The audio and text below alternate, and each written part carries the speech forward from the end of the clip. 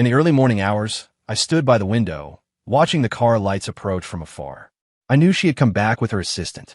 My fingertips unconsciously stroked the cool glass as I watched the city's blurred lights outside. This mansion is worth $28 million. We were so excited when we moved in 5 years ago, but now it feels more and more like an exquisite prison. Every piece of imported furniture gleamed with a cold light. Every inch of space exuded a suffocating luxury. The sound of a key turning came from behind, followed by the crisp click of stiletto heels striking the marble floor. I knew she had returned. At this hour, who else could it be but Sophia Taylor? "Ryan, just leave the files on the table." Sophia's voice came from the entryway, still in that business-like tone, as if she were commanding an ordinary subordinate. I didn't need to turn my head to be able to sketch her current appearance in my mind, wearing those 10-centimeter high heels. A professional suit clinging to a slender figure. Her makeup was so immaculate, she looked like she'd just stepped off the cover of a fashion magazine. Even her strands of hair were meticulous. When Ryan walked into the living room, he nodded at me. The suit she'd had made for him made him look particularly upright. I could smell his faint cologne, mingled with the scent of Sophia's usual Bluebell perfume. This is already the 7th time this month that my wife came home late with her male assistant. Not asleep yet. Sophia took off her coat and hung it on the hat rack, moving with the grace of someone shooting a commercial. On her slender finger, the wedding ring flashed a cold light under the lamp. "I'll wait for you," I answered briefly, my gaze uncontrollably dropping to a faint red mark on her neck. That spot of red stung my eyes, like a drop of blood on snow. She seemed to notice my look and instinctively tugged at her collar. Today I was in meetings with the directors until very late. Ryan helped me sort out some materials. Her voice was calm, as if stating a most ordinary fact. I nodded and said nothing. The girl who used to make me hangover soup 5 years ago is now too lazy even to come up with a perfunctory excuse. I remember once I drank too much at a social event, and she stayed up with me all night, then went to work the next day with dark circles under her eyes. Now, she might not even know which day I got drunk. "By the way, about your project proposal at tomorrow's board meeting." She paused for a moment, her long fingers lightly tapping the coffee table. "There may be some controversy." "I understand." I tugged at the corner of my mouth. "Just like that smart home project last month, right?" The technical evaluation passed unanimously, and in the end, it was still strategically shelved. Sophia frowned. She still looked so beautiful when she did. "Ethan Johnson, company decisions need to take into account the market environment, the cash flow." I know it all." I cut her off and turned to walk toward the bedroom. "Good night, Miss Taylor." I said the last 2 words very softly, but they sliced through the air like a knife. Lying in bed, I listened to the sound of water from the bathroom and thought of how we looked 5 years ago when we had just gotten married. Back then, she was still the heiress who had just taken over the family business. Often so nervous, she couldn't sleep. I was her most trusted technical director, the one who stayed by her through every hardship. And now, I'm nothing more than a showpiece with a vice president title, while she has become the formidable Ms. Taylor in the business world. The water stopped. Sophia walked out, dried her hair, wrapped in a white bathrobe. She glanced at the picture frame on the bedside table. It was taken during our honeymoon in the Maldives. In the photo, she was smiling so sweetly, leaning on my shoulder and flashing a peace sign. "Next week is Dad's birthday. Remember to make time." She spoke as she patted skincare onto her face, the bottles and jars lined up in a row on the vanity. "Got it." I turned over and faced away from her. Mr. Taylor's birthday banquet, another social performance that required acting. The other side of the bed sagged slightly. A familiar perfume drifted over, yet it felt utterly unfamiliar to me. In the darkness, I heard her whisper, "Ethan Johnson, go to sleep. There's a meeting tomorrow." I cut her off, pretending not to hear the hesitation in her voice. I knew what she wanted to say. For the past 6 months, that subject had hovered between us like a ghost. She let out a soft sigh that landed on my heart like a feather. I felt her turn away. We lay back to back, and the gap between us seemed to span an entire Pacific Ocean. The rain outside was still falling. I stared at the thin thread of light seeping through the curtains and remembered the text I received this afternoon. "Mr. Johnson, the investigation materials you requested have been sent to the encrypted mailbox." I didn't have the courage to open that attachment yet, but I knew that what was inside could completely destroy this already fragile marriage. Sophia's breathing gradually evened out. She had fallen asleep. I gently turned around and, by the faint light, looked at her delicate profile. She was still as beautiful as ever, only now fine lines had formed at the corners of her eyes. I reached out to touch her face, but stopped halfway in the air. Just then, her phone screen suddenly lit up. I didn't want to look, but that WeChat preview still stabbed into my eyes. Miss Taylor, same place tomorrow morning? Ryan. My heart suddenly sank. My fingers unconsciously clenched the corner of the sheet, the fabric bunching into a wad in my palm. It turns out the most painful thing is never the betrayal itself, but the fact that you already knew long ago and yet had to pretend not to know every single day. I rose quietly and walked to the floor-to-ceiling window. My face was reflected in the glass, the weary countenance of a 34-year-old man. Where had the ambitious tech genius from 5 years ago gone? Had he been worn away by this luxurious prison, or consumed by this marriage that existed in name only? There was a faint rustle behind me, and Sophia turned over. I looked back at her. Moonlight streamed through the gap in the curtains and fell on her face. She was sleeping like a child. I suddenly remembered the night I proposed, the way she said, "I do," with reddened eyes. Were we truly in love back then? The phone vibrated again. I walked back to the bedside. This time it was my phone, a new email notification. "Mr. Johnson, the hotel surveillance footage you requested has been..." I pressed the lock button, and darkness fell over me again. Tomorrow I'll look at this evidence. But not tonight. Tonight let me pretend a little longer, pretend our marriage still has a chance. I lay back on the bed, gently, careful not to disturb her. Sophia, half asleep, unconsciously shifted toward me, her hair brushing against my arm, ticklish. I froze, afraid to move, terrified of shattering this fleeting tenderness. The rain outside gradually stopped, but I knew the storm between us had only just begun. The next day, at the boardroom's long table, my proposal was rejected once again. Sunlight streamed through the floor-to-ceiling windows and struck those opposing votes, stabbing at my eyes. Technical Director Robertson looked at me as if he wanted to say something but stopped. Those hands, lined with wrinkles, trembled slightly when voting, and in the end he voted no. I know it's not his fault. At Taylor Group, no one dares to go against Sophia Taylor's will. She is like the queen of this building, and we are all pieces on her chessboard. Vice President Johnson's plan is very creative, but the implementation risk at this stage is too great. Sophia sat in the head seat, her fingers lightly tapping the table, the wedding ring flashing under the light. Her voice was calm and restrained as always, as if discussing an ordinary financial report. Dismiss. As the crowd gradually left, I noticed Frank Jean from the finance department quietly shake his head at me, an apologetic look in his eyes. I forced a smile and bent my head to tidy the documents. At that moment, I heard Ryan at the door say in that familiar tone, "Miss Taylor, you've got an appointment with President Chun at 7 this evening." Arrange it," Sophia replied without looking up, her fingers scrolling quickly on the tablet, not even sparing me, her husband, a sideways glance. I walked out of the conference room and, as if guided by some impulse, turned into the restroom. The cold marble wall pressed against my back. I took a deep breath, trying to soothe the burning ache in my chest. No sooner had I shut the stall door than I heard Ryan's voice. "Miss Taylor, Vice President Johnson's proposal got rejected again?" "Yeah, the engineering department said the feasibility is too low." Sophia's voice suddenly brightened, carrying a relaxed smile I hadn't heard in a long time. "By the way, come with me to see that newly opened gallery this weekend." "Using me as a shield again?" Ryan asked with a smile, his tone so familiar it grated.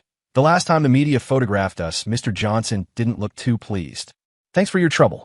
Sophia's voice gradually faded away, and that final soft sigh stabbed into my heart like a knife. I stood in front of the sink, looking at the man in the mirror with dark purple bruises under his eyes. Is this the truth of my 5-year marriage? My wife and her male assistant were making fun of me. This puppet husband behind my back? The water in the faucet gurgled, but I felt chilled all over. It was already dark when I got home.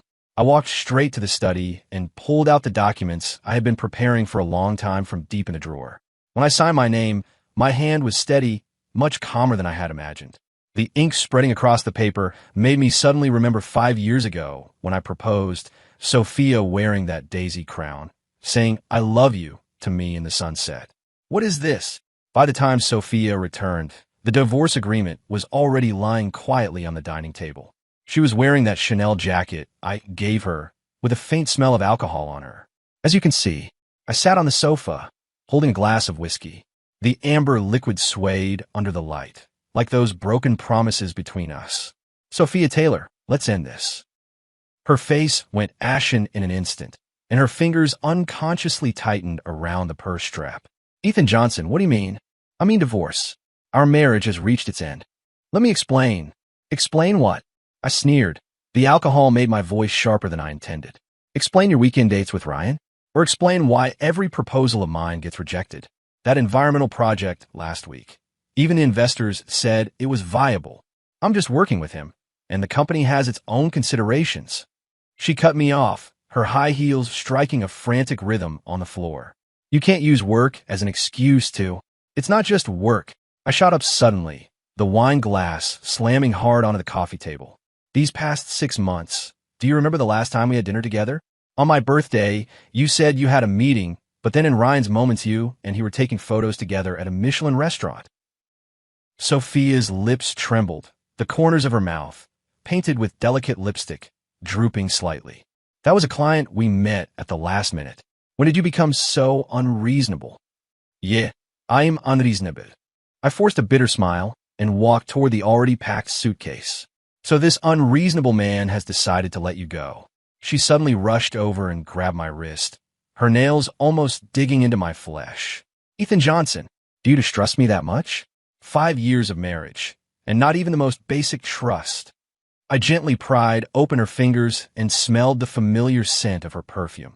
Suddenly, I found it hard to breathe. Trust goes both ways, Sophia Taylor. Have you ever trusted me? Let me take part in a core project. Supported me once on the board. The moment the door closed, I heard something shatter. It might have been her favorite crystal vase, or perhaps our long-broken marriage. As the elevator descended, I felt cold liquid on my face and realized I had been crying. The phone screen lit up. It was a message from Robert Chun. Mr. Johnson, the tech department actually supports your proposal. I turned the screen off and walked into the deep autumn night. The corner cafe was still lit. It was where we had our first date. Looking back now, perhaps from that moment on, I was destined to live in her shadow.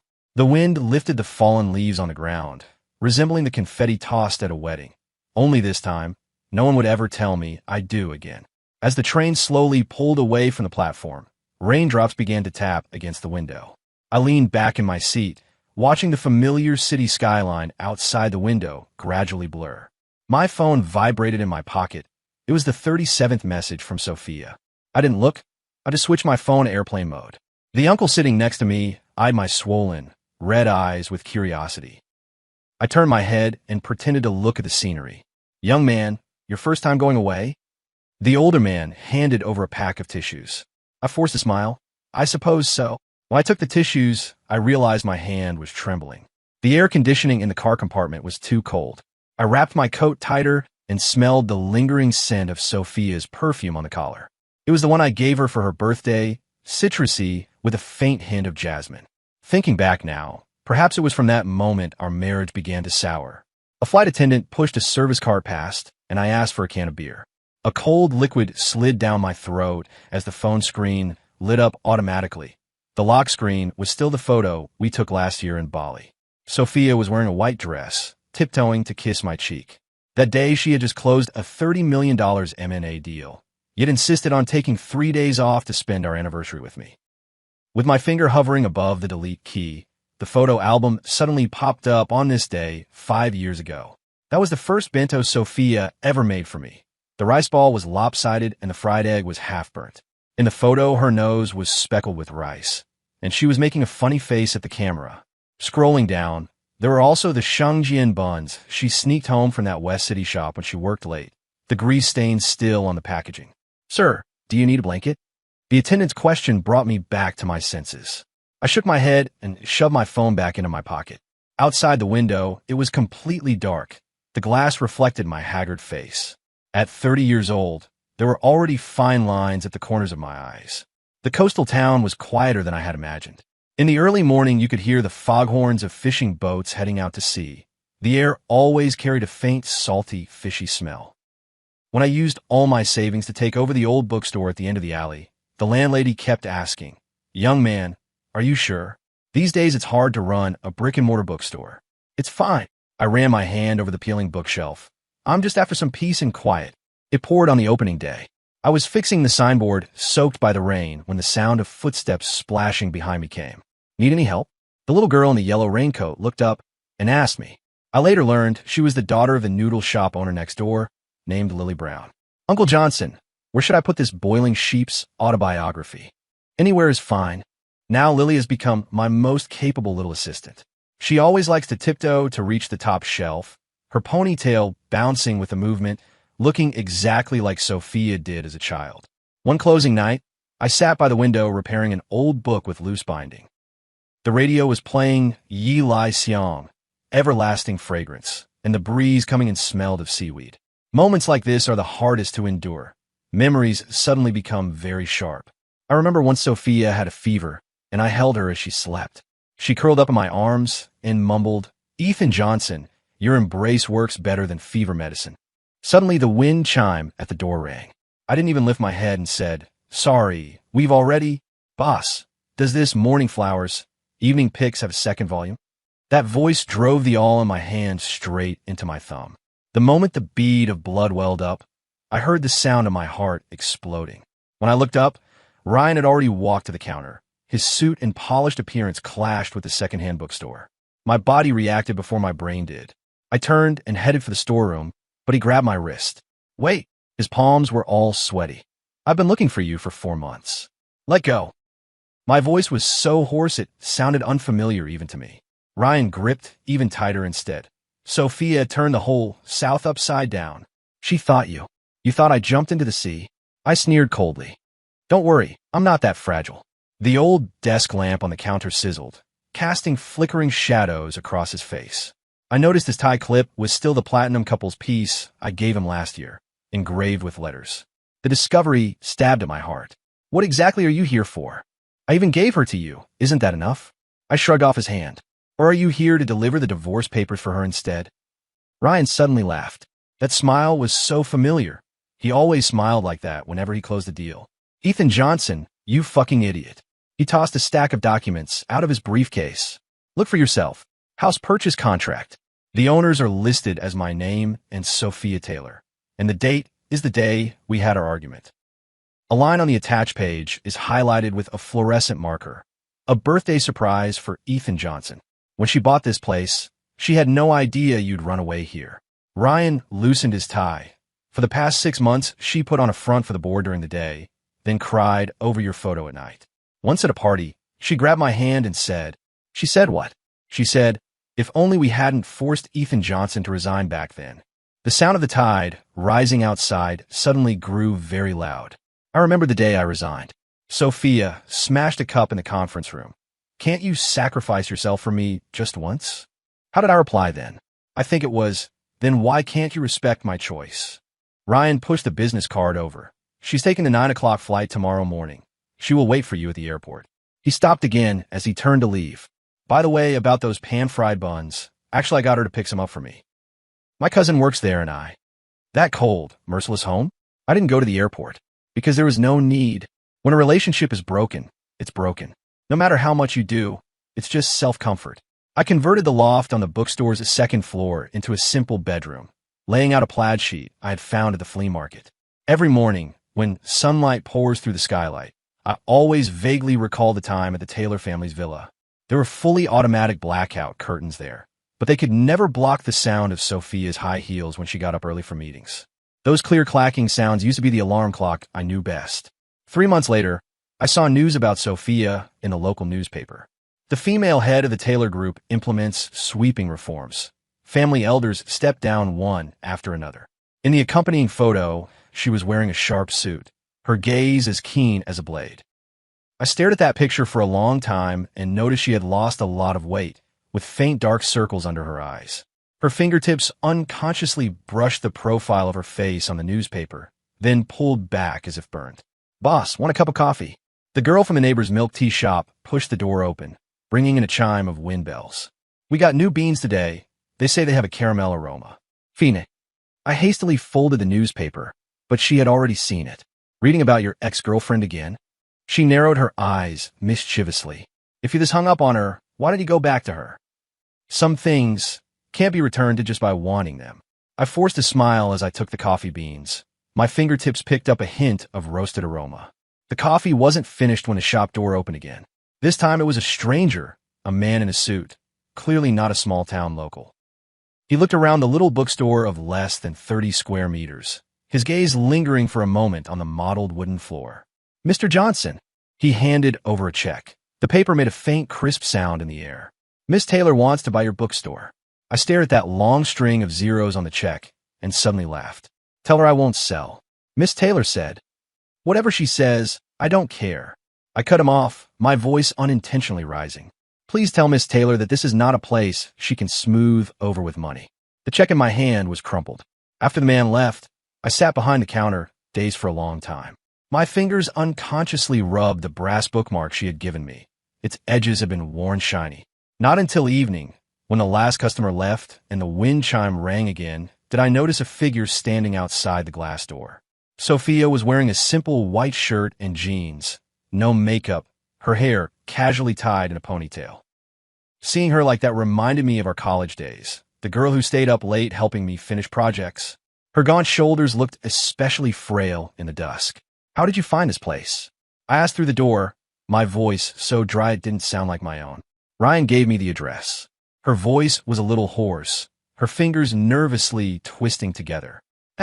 Your lover is still the capable one. I mocked. Ethan Johnson, can we talk? It's too late. I pointed at the wall clock. The hand were exactly at 9 o'clock. We have to open tomorrow. Her eyes suddenly reddened, her eyelashes trembling slightly. Just 5 minutes, please. Go back. Miss Taylor. I turned and walked upstairs, not daring to look at her reddened eyes again. There's nothing here for you. The wooden stairs groaned with each step, each one feeling like a footfall on my heart. The attic window was still open, the night wind carrying up the muffled sobbing from downstairs. I curled up on a single bed, burying my face in the pillow, which still seemed to hold the scent of the jasmine shampoo she used back then. The next morning, when I pulled up the roller door, Sophia was already standing in the doorway. She was wearing a simple white tracksuit, her hair casually tied in a ponytail, cradling a thermos decorated with little daisy patterns. The morning sunlight filtered through the leaves and fell on her, momentarily reminding me of how she used to wait beneath the lecture hall in college. Breakfast. She slightly lifted the thermos, her voice carrying a hint of caution. The century egg and lean pork congee you used to love most. The insulated container still held warmth. I looked down and saw her fingertips slightly reddened. She must have carried the container all the way here. The discovery made my heart skip a beat. This was the breakfast I used to make for her in college. I hadn't expected that after so many years, she would remember it so clearly. Thank you. I took the thermos, and my fingertips accidentally brushed her hand. She flinched as if burned. I didn't expect your body would still resist me. Go back. We're impossible. I heard my own dry voice. Her fingers unintentionally twisted together, the knuckles whitening. Ethan Johnson, Her voice trembled slightly, as if she'd steeled herself before speaking. I cut her off, forcing myself not to look at her reddened eyes. My lawyer will be in touch. I paused, feeling my throat tighten. There's nothing left to say between us. I didn't resist you. She lifted her head, her eyes full of tears, the sunlight shining and looked like shattered glass. No. The body's instinctive reactions only prove one's inner feelings. I shook my head, suddenly feeling very tired. I'm tired, Sophia Taylor. 5 years. I've been chasing after your retreating figure. I looked across the street at the newly opened cafe, where a couple sat laughing together. Now I want to stop and live my own life. She bit her lower lip hard, tears welling in her eyes. This version of Sophia felt unfamiliar to me. In my memory, she always held her chin high, with a resolute look and a decisive way of speaking and acting. Now she seemed so fragile, as if she would shatter at the slightest touch. Can you let me see your bookstore? She finally only said this, her voice so soft it was almost inaudible. I stepped aside to let her in. She walked slowly past each bookshelf, her fingers lightly brushing the spines, as if caressing some precious treasure. When she reached the literature section, her steps suddenly stopped. You're still keeping this? She pulled out a yellowed copy of Gone with the Wind, a shallow crease running along the spine. That was the first book I gave her. It was her birthday in our junior year of college. I searched half the city before I found this out-of-print translation. Secondhand bookstore, you can find any kind of book. I deliberately used a casual tone, pretending not to notice her trembling fingers. She suddenly turned and grabbed my hand. Her icy fingertips made my heart skip a beat. Ethan Johnson, can you give me one chance? Just one. Her voice was choked with sobs. The tears finally fell, splashing onto the back of my hand, scorchingly hot. I gently pulled my hand back and pointed at the clock on the wall. 10 minutes are up, Miss Taylor. I'm going to start serving now.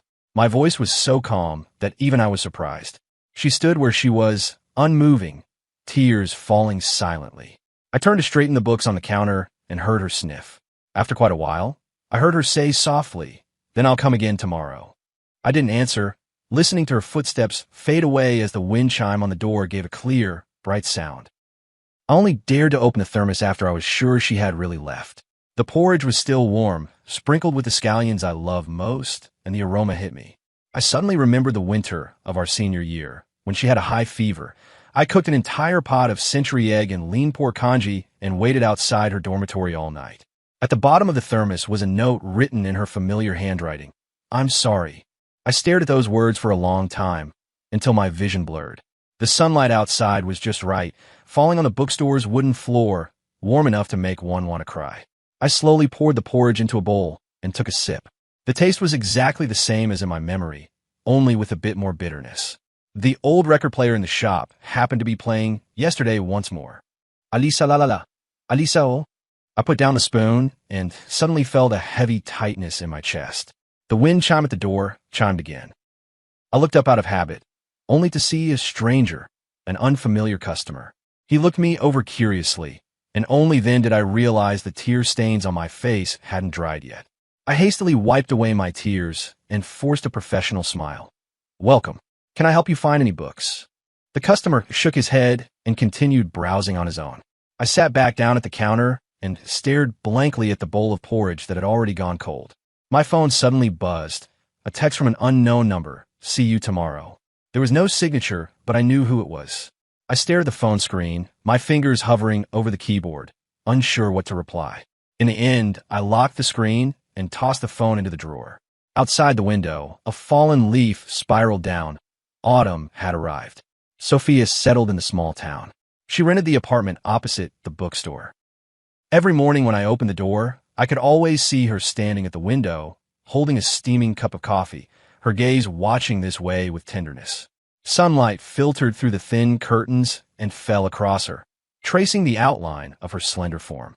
She was still the same as before, liking to wear plain-colored dresses, only that there were a few more fine lines at the corners of her eyes. "Boss, that beautiful lady is here again." Sam Wilson, a high school student who came often, squinted and spoke, deliberately lowering his voice. "She can't be secretly photographing you, right?" I saw her holding her phone up for a long time. I kept arranging the new books on the shelf without looking up, but my fingers slipped and I pinched one of the spines so hard it creased. "Focus on picking your books. Don't you have a monthly test next week?" "Ah, boss, you're such a killjoy." Sam pouted, but still obediently went to flip through the reference books. At noon, as usual, I was getting ready to go eat at the David Wong noodle shop on the corner. I pushed the door open and found the place empty, with only David Wong peeking out mysteriously from a kitchen. "Ethan," he lowered his voice and said, "that Miss Taylor rented out the whole place and said only you could come in to eat. She even specifically instructed to make your favorite beef noodles and to put the scallions just right." My heart sank, and I put down my chopsticks and turned to leave. David Wong called after me, but I pretended not to hear. Turning the corner, almost ran into Sophia, who was coming back from buying groceries. She was carrying several bags of ingredients. The plastic handles had bitten her fingers red, making her look awkward and endearing. "Ethan Johnson!" She called out to me in surprise, hurriedly catching up the plastic bag, rasping loudly with her movements. "I bought the spare ribs you like and fresh lotus root. I remember you love lotus root and rib soup the most." Sunlight fell on her face. I could clearly see the fine beads of sweat on the tip of her nose. Her eyelashes trembled slightly, as if afraid I would refuse. "What exactly do you want?" I finally couldn't hold it in and exploded, my voice so loud it even startled me. "Following me?" Buying off the people around me? Sophia Taylor, when did you become so? She trembled at my shout, the plastic bag in her hand nearly falling to the ground. But she quickly steadied herself, stubbornly lifting her face, a determined light flashing in her eyes. I'm trying to win my husband back. We're already divorced, I said harshly, but noticed her wrist was thinner than before, the silver bracelet I gave her hanging loosely and looking unusually glaring. Then let's start over. She suddenly grabbed the hem of my shirt with such force that the buttons on my shirt strained. Ethan Johnson, I know I was wrong. Give me a chance to make it up. Just once, okay? I looked at her reddened eyes and suddenly remembered how 5 years ago she stayed up late waiting for me to come home. Back then I had just failed at starting a business and drank away my sorrows into the small hours every night. She would always curl up on the sofa waiting for me and jump up to open the door when she heard the keys. At that time she would tug at my sleeve and say, "You're home so late," her voice choked with tears. Memories flooded in like the tide. I could almost smell the familiar scent of her shampoo in her hair. Sophia Taylor. I sighed and gently pried open her fingers. Some things are gone and done. We should both look forward. She let go of his hand, and tears finally fell, making a small wet spot on the floor. I understand. She forced a smile, which looked worse than crying. Sorry to bother you. Watching her lonely figure gradually disappear around the corner, a sharp pain suddenly struck my chest. That light blue dress was the one I picked out for our first date. I hadn't expected she would still be keeping it. Back at the bookstore, I mechanically straightened the shelves, but I couldn't calm my mind. Sam had sneaked back at some point and was leaning on the counter gossiping. Boss, why are your eyes red? Sam got in my eye. I answered in a rough, gruff voice. Liar. Sam curled his lip. You were crying. That beautiful lady left. I didn't answer. I turned and went to the back storeroom to sort the inventory. In the cramped space, I slid down slowly against the cardboard boxes and finally let the long-suppressed tears fall. Memories flashed before my eyes like a revolving lantern. Sophia clumsily learning to cook in the kitchen and turning it into a mess. She stayed up late knitting me a scarf and made it so long it almost choked me. When I was at my lowest, she secretly sold her jewelry to help me through the hard times. I took out my phone and looked at her beaming photo on the lock screen, the one I haven't changed since the divorce. My finger hovered over her name in the contact list, but I couldn't bring myself to press it. Just then, the bookstore's doorbell rang. I hurriedly wiped away my tears and went out, only to see Sophia standing in the doorway, holding a thermal food container. Her eyes were still swollen, but she forced a smile at me. I still finished cooking the soup. She said cautiously, just leave it here. If you want to drink it, drink it. If you don't, throw it away. A sticky note was attached to the thermos, written in her familiar handwriting. Remember to drink it while it's hot. Be careful not to burn yourself. I stood where I was, watching her turn to leave, and suddenly blurted out, wait. She stopped abruptly but didn't dare to look back, her shoulders trembling slightly. It's going to rain. I heard myself say, do you want to come in for a bit? She slowly turned around, tears welling up again, but this time a light of hope rekindled in her eyes. Okay, she said softly, her voice barely audible. Outside the window, the first rain of early summer fell quietly, tapping the bookstore's glass and making a gentle sound. 3 days later, at 3:17 a.m., I was awakened by a series of urgent knocks on the door. It was still drizzling outside, the raindrops tapping the glass blending with the knocking, making my heart suddenly race. Ethan Johnson, open the door. Ryan's voice was laced with an unprecedented panic. I rushed to the door without even having time to put on my slippers. The moment I opened the door, rain mixed with cold wind hit my face. Ryan was soaked through, water still dripping from the tips of his hair, his eyes frighteningly red. Sophia fainted at the entrance of your bookstore. My mind went blank, and I ran out into the rain barefoot. Rainwater quickly soaked through my pajamas. The icy touch made me shiver. Turning the corner, I saw Sophia curled up on the bookstore steps like an injured kitten. Her black trench coat was soaked through, clinging to her and making her look even more fragile. Sophia. I knelt beside her, trembling as I brushed the damp hair from her face. Her complexion was so pale it was almost translucent, her lips unnaturally tinged with a bluish purple. When I lifted her, my heart clenched sharply. She was terrifyingly light, as if only a skeleton remained. How are you so light? My voice caught. The disinfectant smell in the hospital corridor was so sharp it made me want to vomit. I sat on a plastic chair outside the emergency room, my hands trembling uncontrollably. Ryan handed me a cup of hot water, and only then did I realize my teeth were chattering. "It will be fine." Ryan pats my shoulder. "She's always been very strong." That sentence reminded me of the time 5 years ago when she had acute appendicitis. Back then, I waited outside the operating room all night, and the first thing she said when she woke up was, "Are the board materials ready?" I felt both heartbroken and helpless, and could only hand her the prepared documents. The patient has severe anemia and also a gastric ulcer. The doctor came out frowning, with a few spots of blood on his white coat. There are multiple ulcerated areas in the stomach. One of them is close to perforation. If this continues, it'll be very dangerous. He looked at us sternly. "What's wrong with your family?" The patient is clearly chronically malnourished and under excessive stress. I stood by the bedside, watching the fluid in the 4-drip fall drop by drop. Sophia's wrist was so slender it looked as if it could snap with a bend. The carefully maintained nails were now cut short, lacking the delicate manicures of before. Her eyelashes cast faint shadows on her pale face. Her breathing was so light, it was almost imperceptible. "You came."